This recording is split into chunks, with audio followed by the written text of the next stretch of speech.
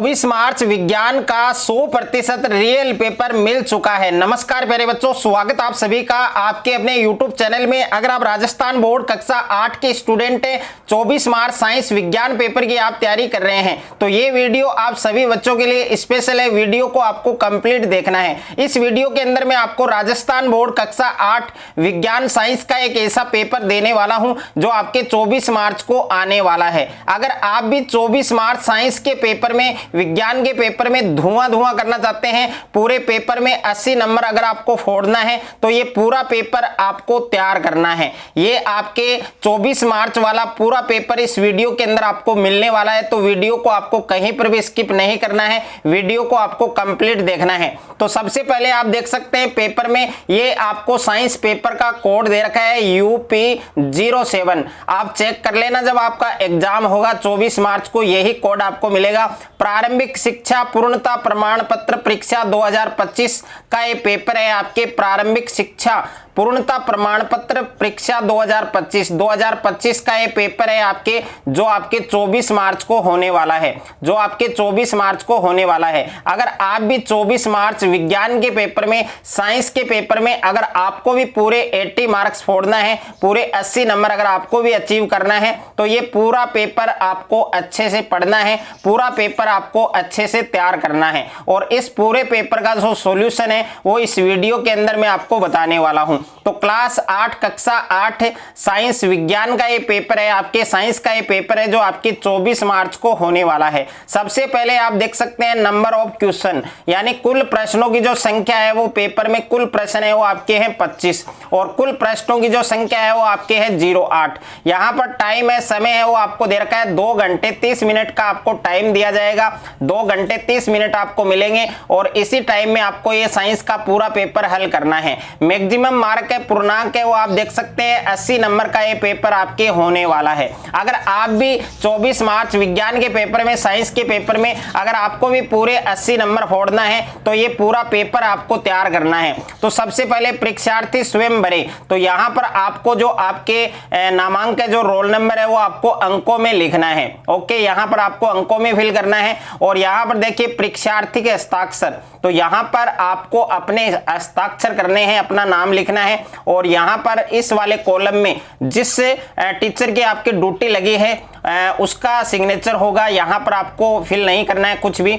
और यहाँ पर देखिए नामांक शब्दों में, तो ये जो लाइन है इस लाइन में आपको अपने जो नंबर है, रोल नंबर है वो आपको शब्दों में लिखने हैं। और यहाँ पर परीक्षा दिवस लिखना है कि 24 मार्च को कौन सा वार है वो वार आपको लिखना है। यहाँ पर परीक्षा का दिनांक आपको डालना है 24/03/2025, ये आपको लिखना है। और ये निर्देश अगर आप पढ़ना चाहें तो पढ़ सकते हैं। और उसके बाद में यहाँ पर आपको कुछ भी नहीं करना है, ये जो एग्जामिनर आपकी कॉपी जांच करेगा उसके लिए दिया गया है। और प्राप्तांक अंकों में, शब्दों में, इसमें आपको कुछ भी नहीं करना है, ये आपके परीक्षक के हस्ताक्षर है जो आपकी कॉपी जांच करेगा। ओके, तो साइंस का पूरा पेपर है वो आप देख सकते हैं विद सॉल्यूशन इस वीडियो के अंदर मैं आपको देने वाला हूं। तो सबसे पहले आप देख सकते हैं, सबसे पहले आपको वस्तुनिष्ठ प्रश्न दिए गए हैं। 1 से 8 तक के जो प्रश्न हैं, 1 से 8 तक के जो क्वेश्चन हैं वो आपके ऑब्जेक्टिव टाइप क्वेश्चन हैं, वस्तुनिष्ठ प्रश्न हैं आपके। और इसमें पहला प्रश्न आपको दिया गया है कि फलीदार पौधों की फसल द्वारा भूमि में जिस तत्व की मात्रा बढ़ती है वह तत्व कौन सा है। 1 नंबर का एक क्वेश्चन है आपके। ए ऑप्शन में दे रखा है आपके फास्फोरस, और बी ऑप्शन में दे रखा है पोटेशियम, और सी ऑप्शन में दे रखा है नाइट्रोजन, और डी ऑप्शन में दे रखा है ऑक्सीजन। तो फलीदार पौधों की फसल के द्वारा भूमि में जिस तत्व की मात्रा बढ़ती है वह तत्व कौन सा है, आपके नाइट्रोजन है। तो इसमें सी ऑप्शन आपका करेक्ट होगा। और जो बच्चे इंग्लिश मीडियम के स्टूडेंट हैं, जो इंग्लिश मीडियम के विद्यार्थी हैं, उनको यहाँ पर सी ऑप्शन करेक्ट करना है, सी ऑप्शन करेक्ट करना है। और हिंदी मीडियम वाले स्टूडेंट को सी ऑप्शन लिखना है। उसके बाद में देखिए सेकंड क्वेश्चन आपको दे रखा है कि सतपुड़ा राष्ट्रीय उद्यान में किस पेड़ की सर्वोत्तम किस्म है वो मिलती है। तो सतपुड़ा राष्ट्रीय उद्यान है, उसमें कौन से पेड़ की सर्वोत्तम किस्म मिलती है, ये भी आपके 1 मार्क्स का है। इसमें ए ऑप्शन में दे रखा है बरगद, बे ऑप्शन में दे रखा है नीम, स ऑप्शन में दे रखा है बबूल और दे ऑप्शन में दे रखा है सागौन। तो इसमें भी 4 ऑप्शन आपको दिए गए हैं, तो इसमें दे ऑप्शन आपका करेक्ट होगा सागौन। यानी सतपुड़ा राष्ट्रीय उद्यान है, उसमें कौन से पेड़ की सर्वोत्तम किस्म मिलती है? सागौन पेड़ की जो सर्वोत्तम किस्में हैं वो वहां पर मिलती हैं। तो इसमें दे ऑप्शन आपका करेक्ट होगा। उसके बाद में देखिए जो इंग्लिश मीडियम वाले स्टूडेंट है उनको यहाँ पर देखिए डी ऑप्शन करेक्ट करना है। उसके बाद में तीसरा क्वेश्चन आपको दे रखा है, क्वेश्चन नंबर 3 है आपके कि निम्न में से खरीफ की फसल है, तो खरीफ की फसल का आपको उदाहरण बताना है। ये वाला क्वेश्चन भी आपके 1 मार्क्स का है। ए ऑप्शन में दे रखा है आपके मक्का, बे ऑप्शन में दे रखा है गेहूं, स ऑप्शन में दे रखा है चना और दे ऑप्शन में दे रखा है सरसों। तो देखिए खरीफ की फसल का उदाहरण कौन सा है इनमें से? ए ऑप्शन आपका करेक्ट होगा मक्का। ओके, और इसमें आपको ए ऑप्शन करना है इंग्लिश मीडियम वाले स्टूडेंट को। उसके बाद में क्वेश्चन नंबर 4 आपको दे रखा है कि वाहनों के लिए सबसे कम प्रदूषक ईंधन कौन सा है? तो वाहनों के लिए सबसे कम प्रदूषक ईंधन कौन सा माना गया है? तो ये भी आपके 1 मार्क्स का है। इसमें 4 ऑप्शन आपको दे रखे हैं, पेट्रोल है आपके और सीएनजी है और उसके बाद में स ऑप्शन में एलपीजी है और द ऑप्शन में डीजल। तो वाहनों के लिए सबसे कम प्रदूषक ईंधन कौन सा है? आपके सीएनजी है। तो इसमें ब ऑप्शन आपका करेक्ट होगा और इंग्लिश मीडियम वाले स्टूडेंट को बी ऑप्शन करेक्ट करना है। उसके बाद में 5वां क्वेश्चन दे रखा है आपके कि पेट्रोलियम के किस संगठक का उपयोग पेंट तथा सड़क निर्माण में किया जाता है? तो पेट्रोलियम के किस संगठक का उपयोग पेंट और सड़क बनाने में किया जाता है या पेंट और सड़क निर्माण में किया जाता है? ये वाला क्वेश्चन भी आपके 1 मार्क्स का है। ए ऑप्शन में डीजल दे रखा है, बे ऑप्शन में बिटुमेन दे रखा है, स ऑप्शन में स्नेहक तेल दे रखा है और द ऑप्शन में पेट्रोल दे रखा है। तो पेट्रोलियम का कौन सा संगठक है जिसका उपयोग पेंट और सड़क के निर्माण में किया जाता है? तो उस संगठक का नाम है आपके बिटुमेन। तो इसमें बे ऑप्शन आपका करेक्ट होगा और जो इंग्लिश मीडियम वाले स्टूडेंट है उनको बी ऑप्शन करेक्ट करना है। उसके बाद में क्वेश्चन नंबर 6 आपको दे रखा है। क्वेश्चन नंबर 6 आप देख सकते हैं कि जिन भूकंपों का मान रिएक्टर पैमाने पर 3 तक होता है, जिन भूकंपों का मान रिएक्टर पैमाने पर 3 तक होता है वे भूकंप प्राय कैसे होते हैं? तो ए ऑप्शन में दे रखा है भारी, बे ऑप्शन में दे रखा है अत्यंत भीषण और स ऑप्शन में दे रखा है हल्के और द ऑप्शन में आपको दे रखा है इनमें से कोई नहीं। तो इस क्वेश्चन का करेक्ट जो आंसर है वो क्या होगा? आपके स ऑप्शन होगा और इंग्लिश मीडियम वाले स्टूडेंट को सी ऑप्शन करेक्ट करना है, यानी लाइट। ओके, यानी जिन भूकंपों का मान रिएक्टर पैमाने पर 3 होता है वो भूकंप प्राय कैसे होते हैं? हल्के होते हैं, लाइट होते हैं। उसके बाद में 7वां प्रश्न दे रखा है आपके क्वेश्चन नंबर 7 है कि अविलंब पर आपतित किरण के लिए परावर्तन कोण है उसका मान कितना होता है? ये भी आपके 1 मार्क्स का है। यानी 1 से 8 तक के जो वस्तुनिष्ठ प्रश्न है वो प्रत्येक क्वेश्चन आपके 1 मार्क्स के हैं। तो अविलंब पर आपतित किरण के लिए परावर्तन कोण का जो मान है वो कितना होता है?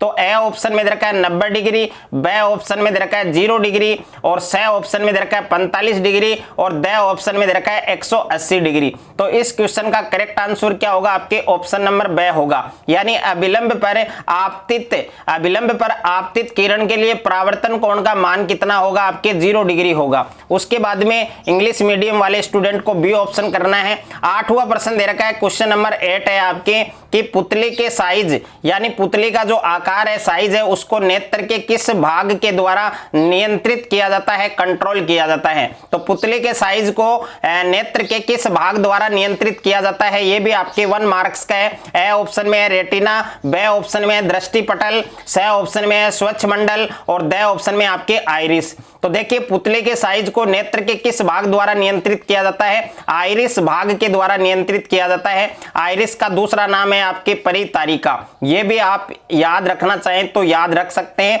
कि आइरिस को क्या कहते हैं? परितारिका कहते हैं। ओके, तो पुतले के साइज को नेत्र के किस भाग के द्वारा नियंत्रित किया जाता है? आइरिस या परितारिका के द्वारा नियंत्रित किया जाता है। इसमें द ऑप्शन आपका करेक्ट होगा और जो इंग्लिश मीडियम वाले स्टूडेंट हैं उनको डी ऑप्शन करेक्ट करना है। उसके बाद में नेक्स्ट है आपके अति लघुतरात्मक प्रश्न है।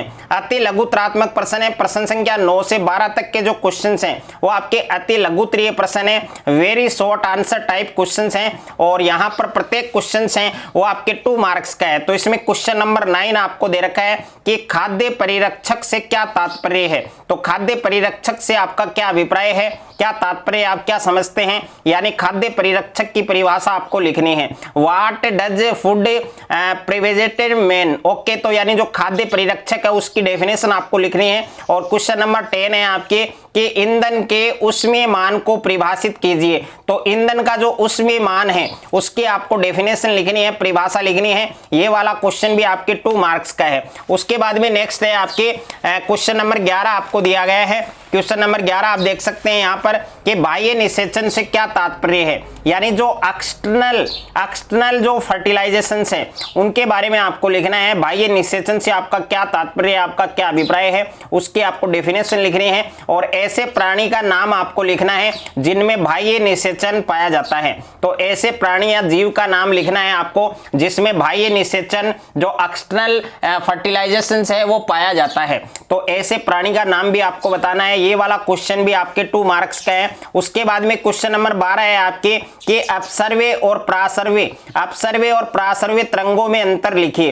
तो अपसर्व्य और प्रासर्व्य जो तरंगे हैं उनमें आपको डिफरेंस बताना है, अंतर आपको बताना है। ये वाला क्वेश्चन भी आपके 2 मार्क्स का है। उसके बाद में लघुतरात्मक प्रश्न आपको दे रखे हैं। जो लघुत्तरीय प्रश्न है क्वेश्चन नंबर 13 से 22 तक के जो क्वेश्चन हैं वो आपके लघुतरात्मक हैं, शॉर्ट आंसर टाइप क्वेश्चन हैं और प्रत्येक क्वेश्चन आपके 4 मार्क्स का है। तो इसमें क्वेश्चन नंबर 13 आपको दिया गया है कि प्रतिजैविक लेते समय कौन कौन सी सावधानियां रखनी चाहिए। तो प्रतिजैविक लेते समय हमें कौन कौन सी सावधानियां रखनी चाहिए वो सावधानियां हमें लिखनी है। और उसके बाद में क्वेश्चन नंबर 14 आपको दे रखा है कि ईंधन के दहन से कौन कौन से हानिकारक उत्पाद है वो उत्पन्न होते हैं। तो ईंधन के दहन से यानी जब हम ईंधन को जलाते हैं तो उनसे कौन कौन से हानिकारक उत्पाद है वो उत्पन्न होते हैं, उनको आपको समझाना है। ये वाला क्वेश्चन भी आपके 4 मार्क्स का है। और क्वेश्चन नंबर 15 आपको दे रखा है कि कोष्टक में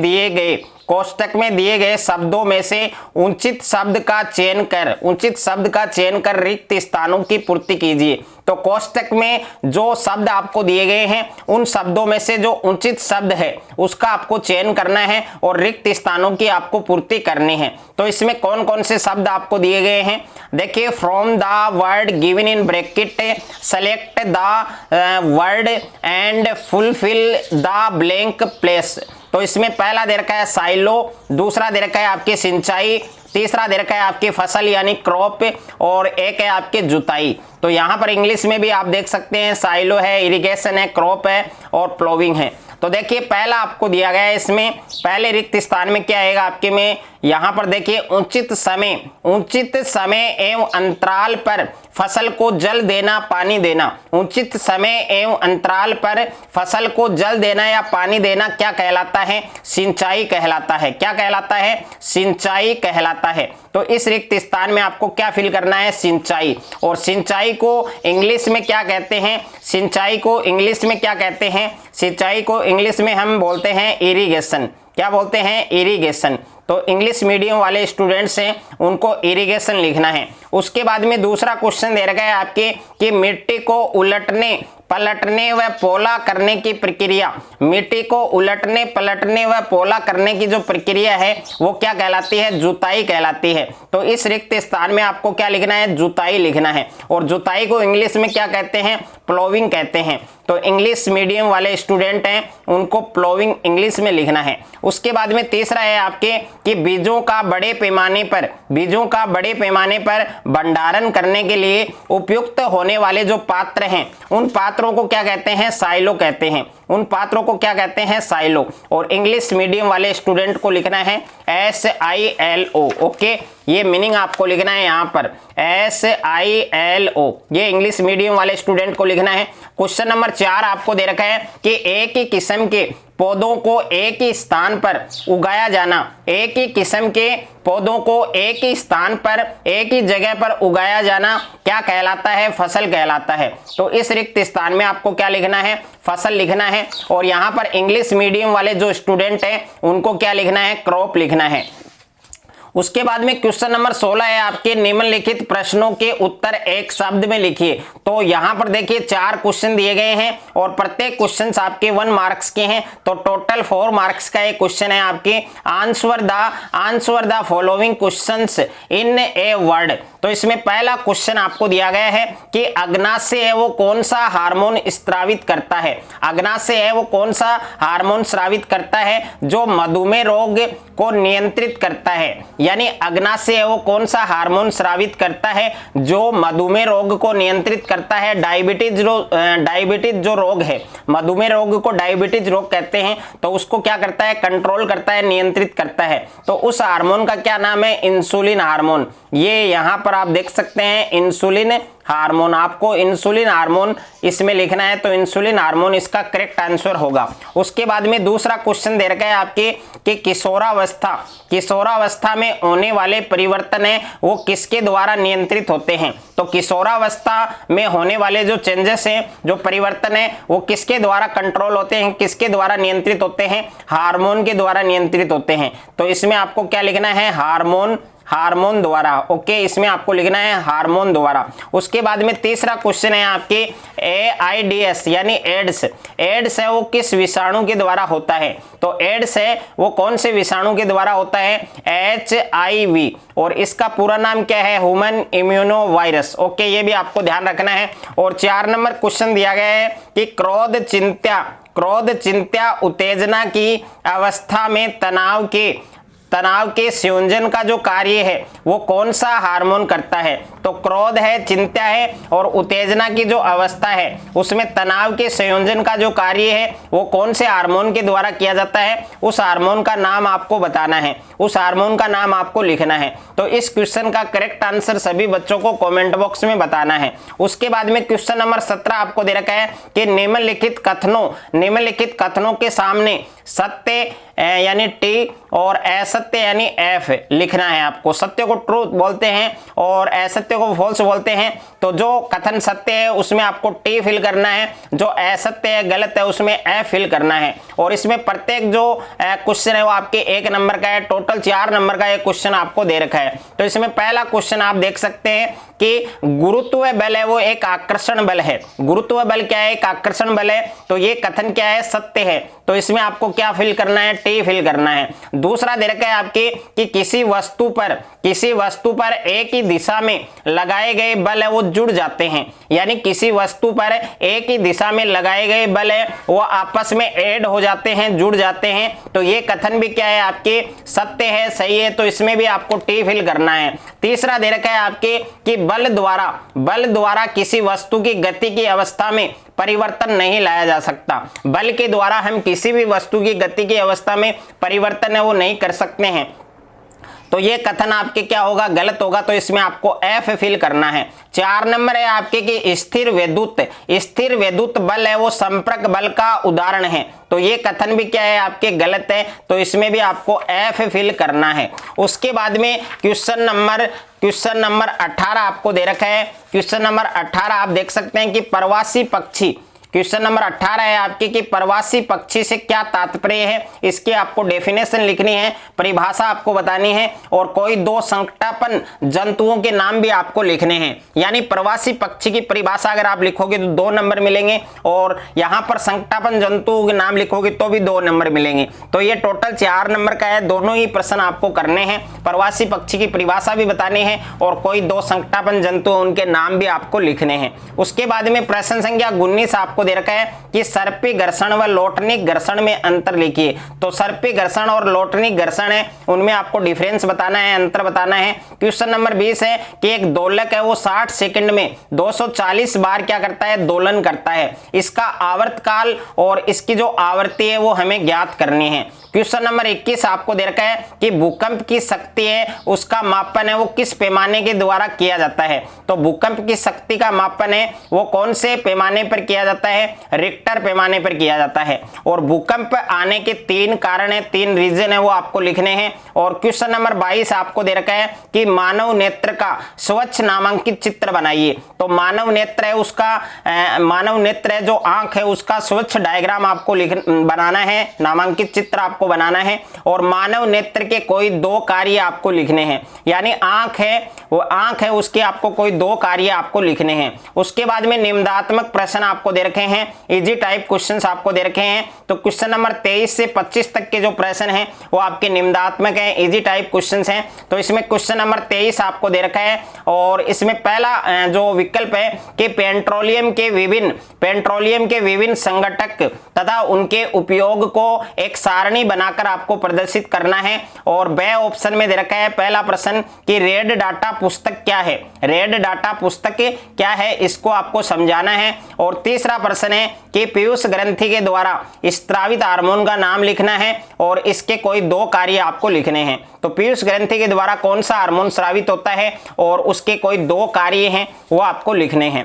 अथवा में प्रश्न दे रखा है आपके कि अभ्यारण्य और उद्यान है उसमें आपको अंतर लिखना है। तो अभ्यारण्य और उद्यान में आपको क्या बताना है, डिफरेंस आपको बताना है, अंतर आपको बताना है। उसके बाद में देखिए दूसरा क्वेश्चन दे रखा है आपके कि भारत में वन्य जीवों की सुरक्षा व बचाव की कौन कौन सी परियोजनाएं हैं वो आपको लिखने हैं। और तीसरा क्वेश्चन दे रखा है आपके कि जैव विविधता को प्रभावित करने वाले जो कारक हैं वो आपको लिखने हैं। उसके बाद में क्वेश्चन नंबर 24 आपको दे रखा है, इसमें पहला ऑप्शन है आपके ए ऑप्शन में क्वेश्चन है आपके कि मानव शरीर में एड्रिनल ग्रंथि है उसका नामांकित चित्र बनाइए। तो मानव शरीर है उसमें जो एड्रिनल ग्रंथि है उसका नामांकित चित्र बनाना है आपको। और बे ऑप्शन में प्रश्न दिया गया है घर्षण को कम करने के 2 उदाहरण दीजिए। तो घर्षण है उसको हम किस प्रकार से कम कर सकते हैं उसके 2 एग्जाम्पल आपको लिखने हैं। तीसरा प्रश्न है कि गाड़ी चलाते समय पेट्रोल और डीजल बचाने के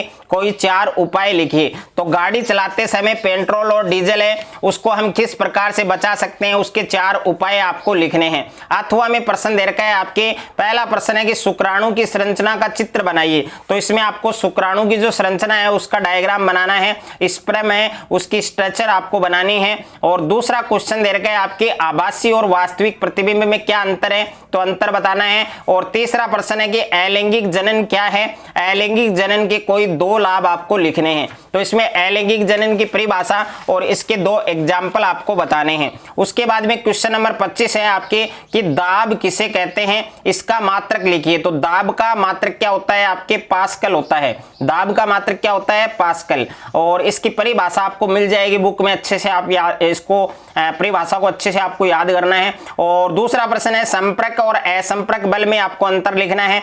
तीसरा प्रश्न है घर्षण और कर्षण है इन दोनों को परिभाषित करना है। तो घर्षण और कर्षण की दोनों की परिभाषा आपको लिखनी है। और अथवा में प्रश्न दे रखा है, पहला प्रश्न है आपके बल किसे कहते हैं और बल का मात्रक लिखिए। तो बल का मात्रक क्या होता है, बल का मात्रक क्या होता है इसका आंसर आप सभी बच्चों को कमेंट बॉक्स में बताना है। दूसरा क्वेश्चन है कि प्रकाश के परावर्तन के नियम लिखिए। तो प्रकाश का जो परावर्तन है उसके नियम आपको लिखने हैं। और तीसरा प्रश्न है विद्युत लेपन किसे कहते हैं इसके 2 उपयोग लिखिए। तो विद्युत लेपन की परिभाषा लिखनी है और इसके 2 उपयोग आपको लिखने हैं। तो साइंस का पूरा पेपर मैंने इस वीडियो के अंदर आपको विद सॉल्यूशन बताया है। 24 मार्च अगर आप भी साइंस के पेपर में, अगर आपको भी 24 मार्च विज्ञान के पेपर में, साइंस के पेपर में पूरे 80 नंबर अगर आपको भी फोड़ना है तो ये पूरा पेपर आपको तैयार करना है। अगर आपको ये वीडियो अच्छा लगे तो वीडियो को आप ज्यादा से ज्यादा शेयर करें, ज्यादा से ज्यादा वीडियो को लाइक करें। और चैनल पर आप नए हैं तो चैनल को आप सब्सक्राइब कर लीजिए और साथ में नोटिफिकेशन बेल को प्रेस कर लीजिए।